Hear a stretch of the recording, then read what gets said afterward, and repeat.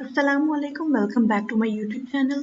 Last video tutorial में हमने Photoshop के टाइप टूल तक देखा था। आज हम इससे नेक्स्ट टूल्स को देखेंगे जिसमें आता है पाथ सिलेक्शन टूल और direct selection tool.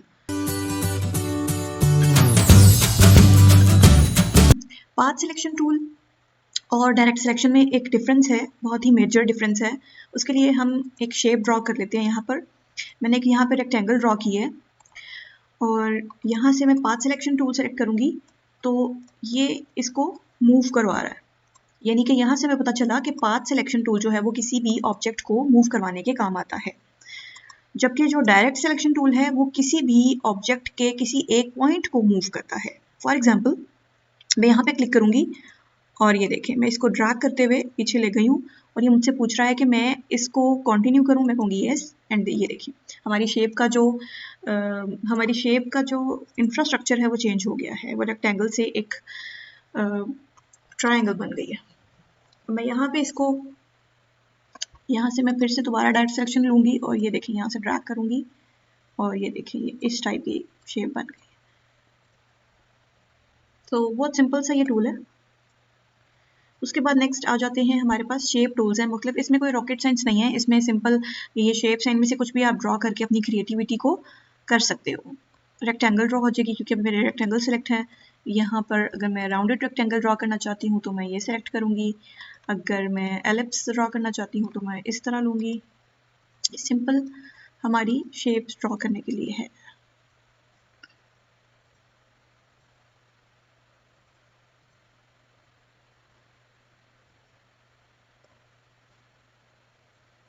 Custom shape में अभी उसने जो एंड वाली मेरी शेप थी कस्टम शेप टूल, उसमें ऊपर मेरी शेप्स में ये ट्री सेलेक्ट हुआ था वहाँ से, इसलिए इसने ट्री ड्रॉ किया है। अगर मैं यहाँ से कुछ भी अपनी मर्जी की शेप्स कर सकती हूँ। अगर मैं यहाँ पर कस्टम शेप में आके फ्लावर मैंने ऊपर सेलेक्ट किया तो ये देखें ये फ्लावर ड्रॉ करेगा। तो ये कुछ छोटे मोटे पैटर्न्स बनाने के लिए भी आप यूज़ कर सकते हो। इसका कलर चेंज कर देते हैं ताकि ये आपको प्रोमिनेंट हो जाए।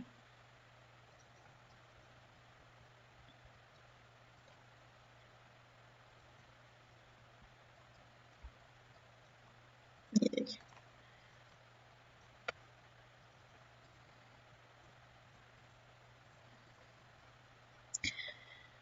और एक चीज़ और माइंड में रखें, अगर आप इन शेप्स को इक्वल सिमेट्री का बनाना चाहते हैं, लाइक विड्थ और हाइट उनकी इक्वल हो, फिर आप कीबोर्ड से शिफ्ट प्रेस करेंगे और शेप को ड्रॉ करेंगे।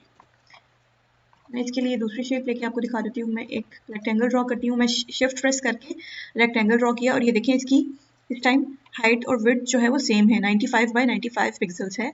और ये देखिए ये एक इक्वल सिमेट्री के साथ हमारे पास रेक्टेंगल ड्रॉ हो गई है। ठीक है जी।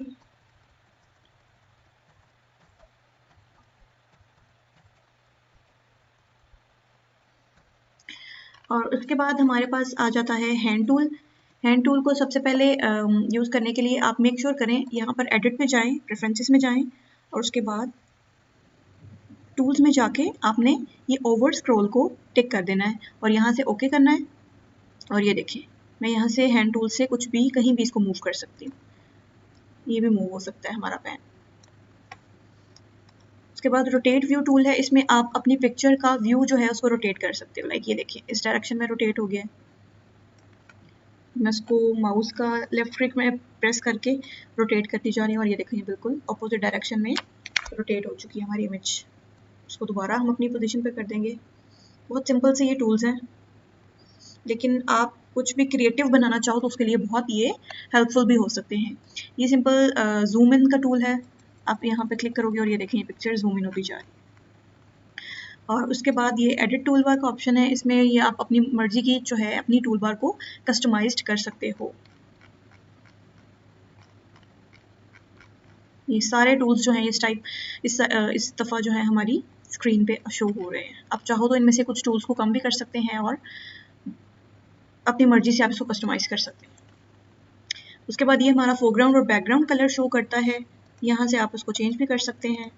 और उसके बाद ये हमारा है क्विक मास्क मोड। ये हमने कुछ जब एडिटिंग वगैरह करनी हो तो उसके लिए हेल्पफुल है।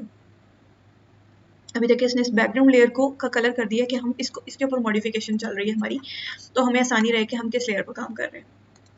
और उसके बाद ये आती हैं हमारी स्टैंडर्ड स्क्रीन मोड्स आ जाते हैं। एक स्टैंडर्ड है, एक फुल स्क्रीन मोड है और एक full screen mode with menu bar है। अगर मैं फुल स्क्रीन मोड करूँ तो ये देखें हमारी सारी मेन्यू बार ख़त्म हो गई। मैं एस्केप का बटन प्रेस करके बैक आई हूँ।